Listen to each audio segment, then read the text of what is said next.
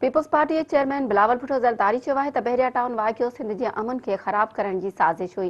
कंहिंखे बि सूबे अंदरि मुतहदा बानी जहिड़ी सियासत करण जी इजाज़त न ॾींदासीं। हिकु साज़िश त तव्हांखे दहशतगर्द करार ॾिनो पियो वञे। सिंध ते मुआशी हमला थी रहिया आहिनि, हक़नि ते धाड़ो हयो पियो वञे। सूबनि जे हक़नि ख़िलाफ़ ॻाल्हि कंदड़ आइन जी तौहीन करे थो। पीपल्स पार्टी सूबनि जे वसीलनि ऐं हक़नि ते धाड़े वारी साज़िश नाकाम बणाईंदी। सिंध असेंबली में शहीद बेनज़ीर भुट्टो जी सालगिरह तक़रीब खे ख़िताब कंदे पीपी चेयरमैन बिलावल भुट्टो चयो त शहीद बेनज़ीर भुट्टो जी शहादत खां पोइ कारकुननि पार्टी झंडे खे खणी संदसि नज़रिए खे ज़िंदा रखियो आहे। असां शहीद बेनज़ीर भुट्टो जे मिशन ते अमल करण जी कोशिश करे रहिया आहियूं। असांखे आवाम ताईं शहीद बेनज़ीर भुट्टो जे पैगाम खे पहुचाइणो आहे। पीपल्स पार्टी जे चेयरमैन जो त जेको नओं पाकिस्तान ठही रहियो आहे उहो असांजे साम्हूं आहे। नए पाकिस्तान में अवाम खां अटो लटो ऐं अझो खसियो पियो वञे। असांखे अहिड़ो पाकिस्तान ठाहिणो आहे जंहिंमें अवाम लाइ अटो लटो ऐं अझो हुजे।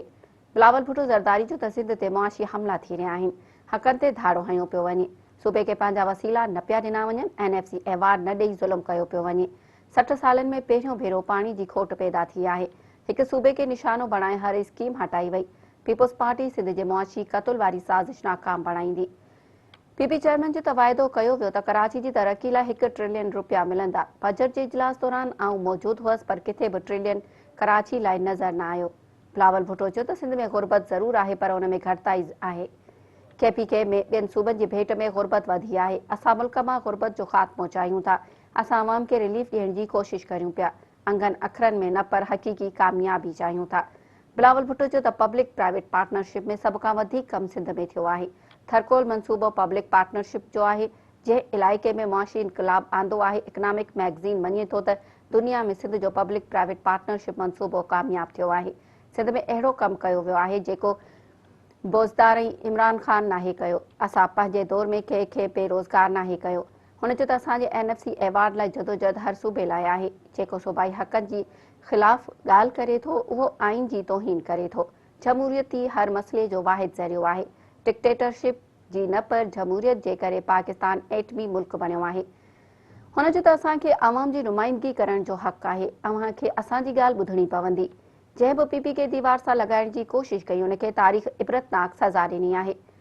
मुराद अली शाह, अव्हां सूबे जी तरक़ी ऐं अवाम जी भलाई लाइ जहिड़े नमूने कमु करे रहिया आहियो ऐं ईअं कंदा रहिया, अव्हां ते सूबनि जी अवाम जे हक़नि जी नुमाइंदगी करण जी ज़िम्मेवार आहे। कंहिं बि कठपुतली जे ख़ौफ़ में नाहे अचिणो। अव्हांखे सूबे जी अवाम जो केस विढ़णो आहे। पीपी चेयरमैन चयो त बहरिया टाउन वाक़ियो सिंध जे अमन ख़िलाफ़ साज़िश आहे। असां कंहिंखे बि मुतहदा बानी जहिड़ी सियासत करण जी इजाज़त न ॾींदासीं। सिंध जो नौजवान हमेशह अमन पसंद रहियो आहे। उन्हनि जी सुञाणप दहशतगर्दी नाहे रही। हिकु साज़िश तहत असांखे दहशतगर्द करार ॾिनो पियो वञे। बिलावल भुट्टो चयो त सिंध में अमन ख़राब करण जी साज़िश कई पई वञे, उनखे नाकाम बणाईंदासीं। हिकु भाउ खे ॿिए भाउ सां विढ़ाइण जी कोशिश कई पई वञे। सिंध पुरअमन सूबो आहे। सूबे जे अमन खे बरक़रार रखियो वेंदो। असां मुख़ालिफ़नि खे एहतिजाज करण जो हक़ ॾिनो आहे। भले मुंहिंजे ख़िलाफ़ एहतिजाज कयो वञे, पर कंहिंजी मिल्कियतुनि ऐं किरदार खे नुक़सान पहुचाइण जी इजाज़त न ॾिबी। हुन वधीक चयो त असांखे अहिड़ो फोरम ठाहिणु घुर्जे जंहिं ते मुतासिर ज़मीन ते कब्ज़े ख़िलाफ़ दांह खणी अचे।